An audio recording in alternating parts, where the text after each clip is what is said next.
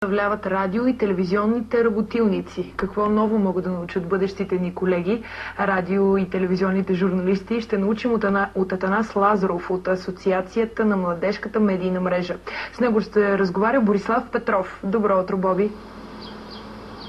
Добро утро, Яна. Започвам с една изненада към теб, както и към нашите зрители. Освен организаторът на това събитие Наско, тук до мен е една от участничките в събитието Яна. Добро утро и на двама ви, как сте? Добро утро, чудесно. Добро утро. Бързам с въпрос към теб. Разкажи ни какво точно ще се случи днес и повече за тази радио и телевизионна работилница. Днеска е всъщност финала на първото издание на Младежката седмица на електронните медии.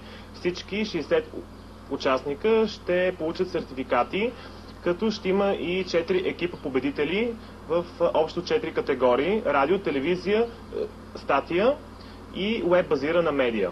На какъв принцип се избират участниците? Това са студенти по журналистика или не? Това са студенти в абсолютно всички медийни специалности: режисура, операторско майсторство, видеомонтаж, масови комуникации, пиар, както и има ученици от 2 професионални гимназии по радио и телевизия и полиграфия и фотография тук в София. Иначе са представени надпис, Софийския, УНСС, Нов български, Арт колежа.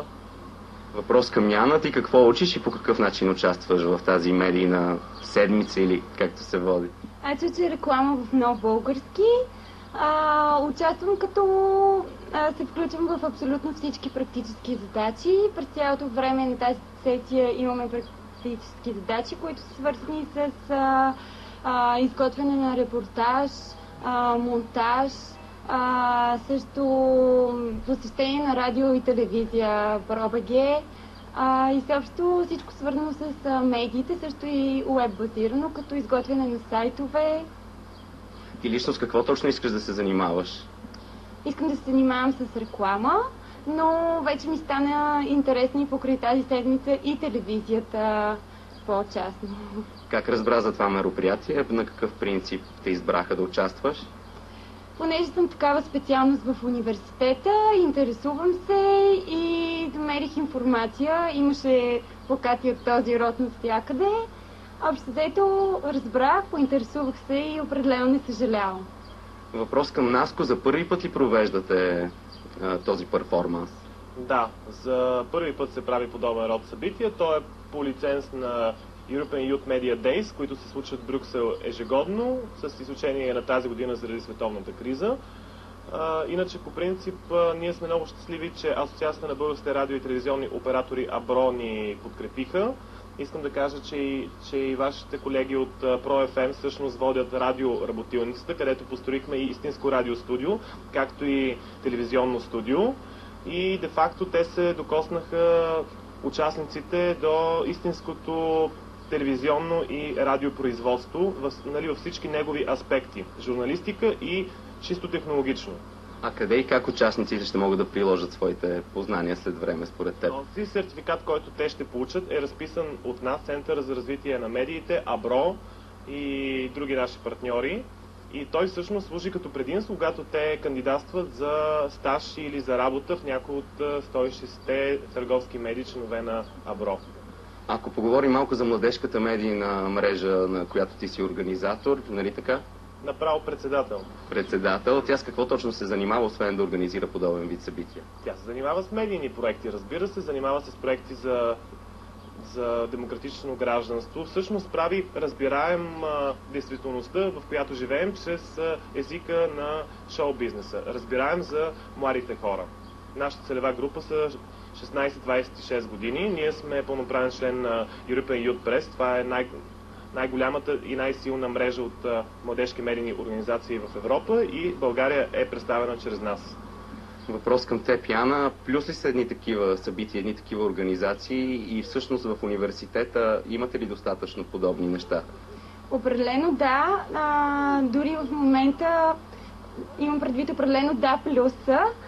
Дори в момента имаме проект в Нов български университет. Мисля, че там също са с достатъчно гъвкава система, за да не бъде само теоретична, а да има и практическа част.